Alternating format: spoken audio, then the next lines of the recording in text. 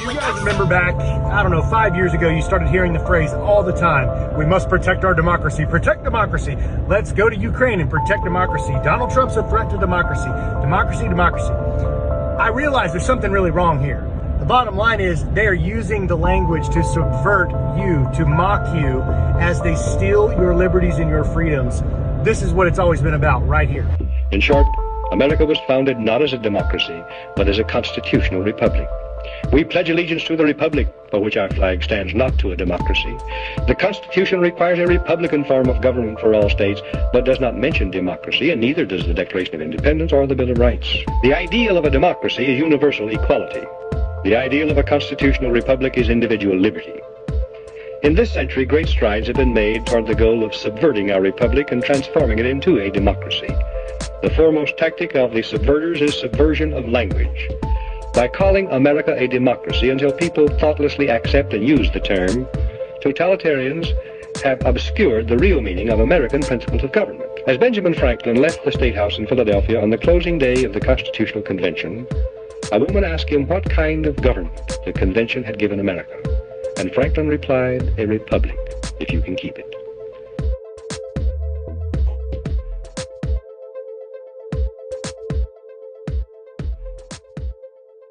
I think you all know that I've always felt the 9 most terrifying words in the English language are, I'm from the government and I'm here to help. Government is not the solution to our problem.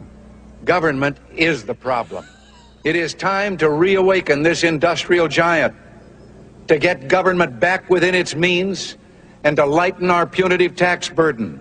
And these will be our first priorities, and on these principles there will be no compromise. I have some sympathy for the Russian boys as well as the Ukrainian boys, because the Russian boys didn't ask to be on the front line. They have to be.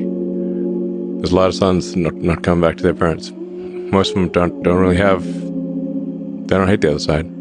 The saying comes from World War I. It's like young boys who don't know each other killing each other on behalf of old men that do know each other. The hell's the point of that? Old Sweet Dick Newsom has some new bitches to take care of. California citizens, step aside. It's all about the illegal. Because California is the first state to offer health insurance to all illegals, no matter their status. And why not? He's spending your money, bitch. Give me a follow. You read about someone who's got like 27 arrests, and he's been arrested for some horrible crime, and he's a complete ne'er-do-well, if not menace to society. George Floyd, for example. Find out how many kids that person has. So you're reading the paper or some website and you're judging this guy. He's never had a job. He's got 27 drug arrests and he finally shot someone. Damn those Soros prosecutors. And I agree with you 100%. But push a little more deeply into his background and I'd be willing to bet my late model car that he's got more kids than you. So who's really ahead? You or George Floyd? You or the guy with 27 drug arrests? The guy with 27 drug arrests, if he's got more kids than you, he wins. Because in the end, that's how we tally the race, by reproduction. So get to it, have some pups. You know, there's been zero evidence. You can ask me, how can Obama be the hidden puppet master for this administration? But there's no evidence. There's no evidence. There's no evidence that Obama is Joe's puppet master. There's none. Absolutely none. None. And that is just a fact. You can't say that it looks like my hair is the dirty mop the janitor is looking for.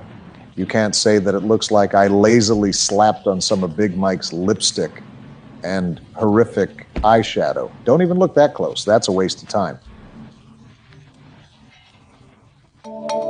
This broadcast is being interrupted for an urgent news update. Our Channel 5 correspondent, Dick Gazinia, is currently on location providing live coverage of the event. Breaking news from the swamps of D.C. The same jackass who closed down pipeline projects to prevent climate change has just been spotted exiting a gas-guzzling SUV.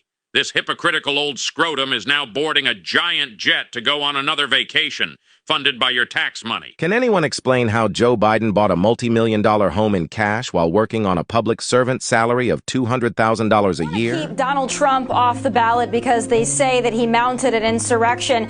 I would say that perhaps Kamala Harris, Vice President Kamala Harris, is mounting an insurrection on the English language, words, phrases, clauses, grammar, what have you. I mean, my goodness, if there was ever anybody who need hooked on phonics or perhaps Schoolhouse Rock, it would be Kamala Harris. Someone do this woman a favor and help her and her boss with basic words, because they sure seem to struggle with them, don't they? Were you inspired by Joe's jogging? Because I, for one, thought he looked vigorous as always.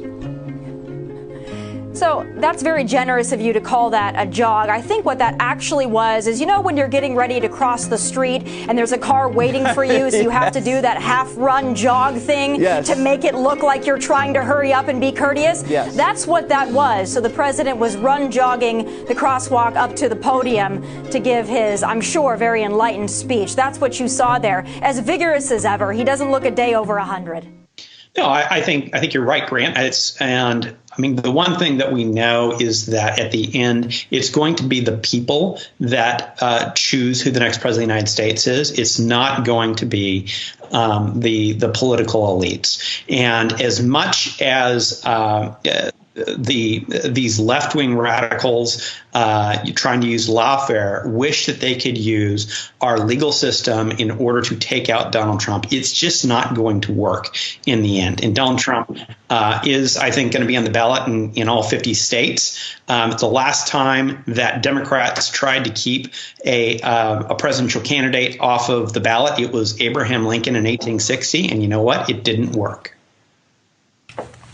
Jesse, I was surprised to learn today that only today did the GOP in Colorado file its appeal with the Supreme Court, and the Trump team had not filed an appeal yet, which then would explain why the Supreme Court hadn't acted yet. It needs an appeal, right, in order to act before this so-called January 4th deadline, which I love Colorado just decides to put a date on the Supreme Court.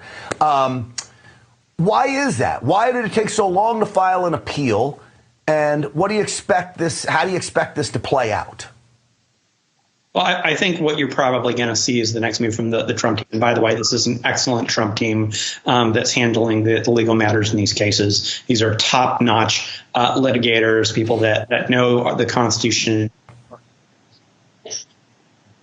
And what we're going to, I think, see happen is that there'll be an appeal to the United States Supreme Court. I think it's going to be a very, very excellent appeal by the Trump team. And again, I think at the end of the day, Donald Trump is going to be on the ballot in all 50 states.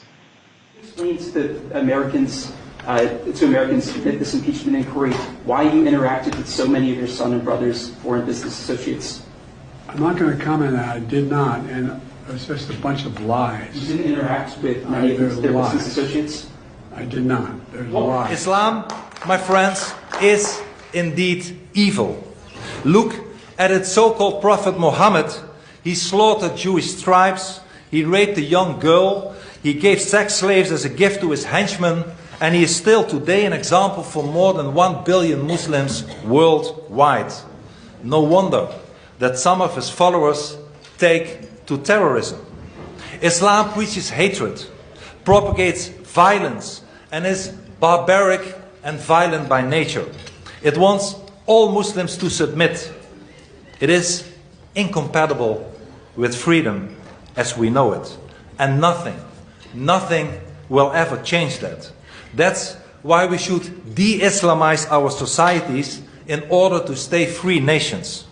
No appeasement. No concessions, but vigilance, perseverance, and strength against barbarism is the one thing we should do.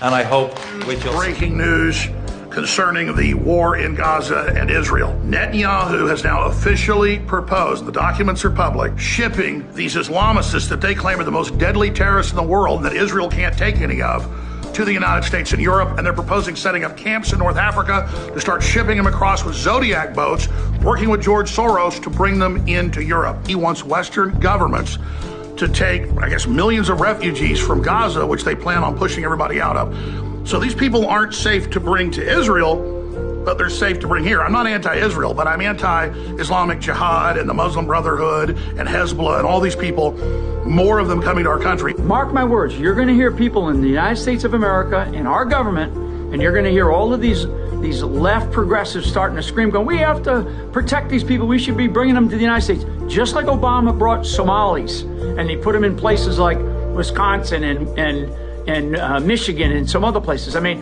the people in this country will be out of their minds if we start bringing in more of these radical Islamists into our country. Bibi Netanyahu, he needs to still be sort of held to account, or he needs to hold somebody to account for what happened on the 7th of October. And now to make this statement and to expect that the world is going to start taking these refugees, this thing is not going to end anytime soon. It is going to go on and on and on. And we're talking about a long winter, folks, so get ready.